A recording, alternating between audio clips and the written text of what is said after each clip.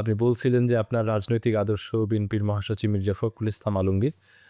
তার সাথে কাটানো এমন কোনো মুহূর্ত আছে কিনা যে মুহূর্তটা আপনাকে অনুপ্রেরণা দেয়? হ্যাঁ, অবশ্যই আছে। আমরা আমি আমার যখন কমিটি হয় তারপরে আমি আমার কমিটি অনুমোদন নেওয়ার জন্য আমি সেন্ট্রাল ঢাকায় যাই। ঢাকা যাওয়ার পর আমাদের মওরুশিদ স্যারের সাথে দেখা করি। তখন মওরুশিদ স্যার বাসাতে গুলশান পার্টি বসে আসছিলেন। তখন আমাকে বললেন, গাড়িতে উঠ আমার গাড়িতেই।" তখন স্যারের গাড়িতে উঠে স্যারের পাশে বসলাম।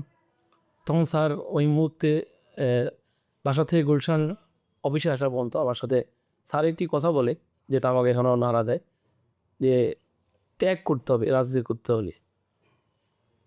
ত্যাগ স্বীকার করতে হবে।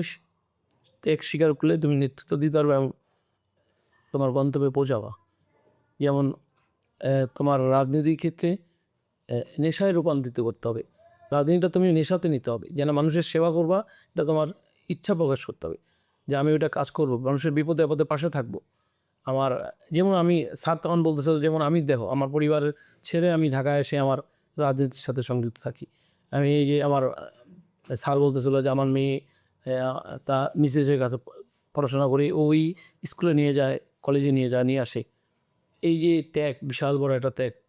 তখন বলতেছিল যে এই রিজভী দেখো, ছাত্র রাজনীতি শেষ করে উনি এই যে পার্টি অফিসে আসে, পরিবার ফেলে দিয়ে রাজনীতিতে সময় দিচ্ছে। এই যে বড় একটা ত্যাগ স্বীকার করে, সেই ত্যাগটা তোমাকেও দিতে হবে। ত্যাগ স্বীকার করলে অবশ্যই তুমি ভালো কিছু করতে পারবা। এটা সবসময় আমি স্যারের এই কথাগুলো অক্ষরে অক্ষরে পালন করছি। আর সেই জায়গা